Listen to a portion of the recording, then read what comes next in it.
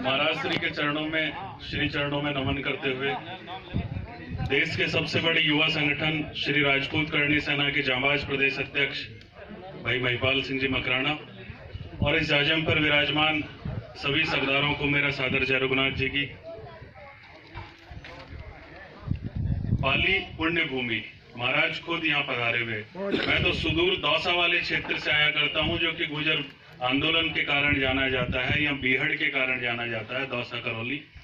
लेकिन यहाँ जिस तरह से अभी बताया कि नाथ संप्रदाय की ये गद्दी, नाथ संप्रदाय स्वयं मच्छेंद्र नाथ जी और स्वयं गुरु गोरखनाथ जी के द्वारा संस्थापित किया हुआ वो संप्रदाय, और जिसमें इस तरह से महान तपस्वियों के द्वारा यहाँ पर जब तपस्या की गई और उसे कुछ एक मलेच्छों के द्वारा, जो कि यहाँ पर गादीपति बने हुए हैं, वो मलेच्छ हैं और उस तपस्या को मलिन करने की कोशिश कर रहे हैं। मेरा आपसे निवेदन है, ये जो महान राजपूत राजाओं के द्वारा, जागीरदारों के द्वारा जो भूमि दान में दी गई थी और उन्हें मलेच्छों के द्वारा जो तपस्या करने की एक छोटी सी कोशिश की जा रही है, वो कोशिशें कभी सफल नहीं होंगी। कारण आप लोग कुंपा जी के वंशज हो। कुंपा जी वो शख्सियत थे जिनके बारे में कहा करता था कि कुंपा जी एक मुट्ठी बाजरे के लिए हिंदुस्तान के पूरे बादशाह को जिन्होंने हिला दिया था, उन कुंपा जी के आप वंशज हो। अपनी ताकत को, अपनी शक्ति को पहचानने की कोशिश करें हम अपने आप में, क्योंकि यह कलयुग है और उसमें कह दिया गया था पूर्व में ही कि संगे शक्ति कलयुग है। कलयुग में संगठन में ही शक्ति होगी। हम अपनी ताकत को पहचाने, अपनी मजबूत इच्छा शक्ति रखें। हम अकेले हैं तो हम कहीं किन्हीं से कम नहीं है, लेकिन संगठन में शक्ति है। और एक बाकायदा, जैसा कि विजय सूतला ने बताया, कि एक टीम बनाकर और सबको अपने कार्य बांटते हुए फिर कार्य करना पड़ेगा, जिम्मेदारी के साथ में, अपने घर का काम समझते हुए। जिस तरह से घर में शादी हुआ करती है और हम पूरे जी जान से जुटकर कार्य किया करते हैं, उसी तरीके से कार्य करते हुए, और अधिकार मांगने से यदि अगर ना मिले, संघात पाप हो जाए, धर्मराज में जीवित रहें या कि बोलो मर जाएं। और ऐसे जो लोग जो धर्मराज होने का दावा किया करते हैं और फिर हमें मारने की स्थिति में आया करते हैं, तो पूर्वजों का इतिहास ये गवा रहा है। पूर्वजों ने जब मरने की चेष्टा की है, तब हमें जीने का सलीका आ गया। और यहाँ मरने की बात ही नहीं है, यहाँ सिर्फ सिर गिनाए जाने की बात है।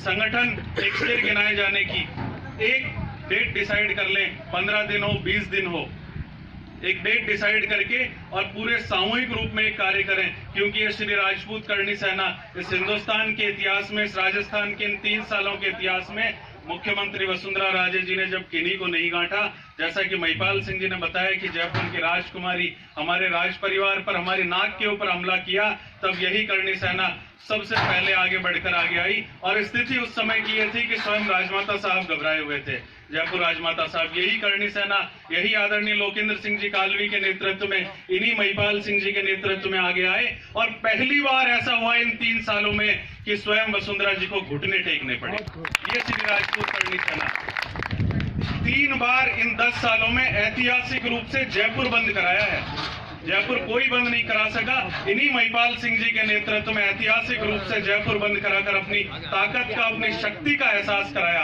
और शक्ति हमने इस दुनिया में, महाराज श्री यहाँ विराजमान है, इस दुनिया में शांति हमेशा शक्ति के संरक्षण में ही सुरक्षित रह सकती है।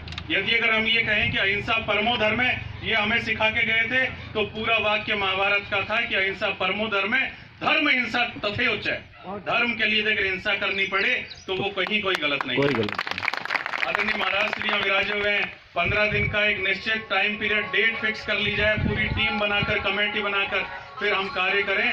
और स्वयं जो यहाँ जो तपोस्थली के रूप में जो संत यहाँ सशरीर मौजूद नहीं है, जो दिव्यात्माएं हमें देख रही हैं आज भी यहाँ पर सूक्ष्म जगत से, वो शक्तियां हमारी सहायता करेंगी। क्योंकि यदि इस देश को बचाना है, वापस इस देश को सोने की चिड़िया बनाना है, तो क्षत्रियों को ही आगे आना होगा।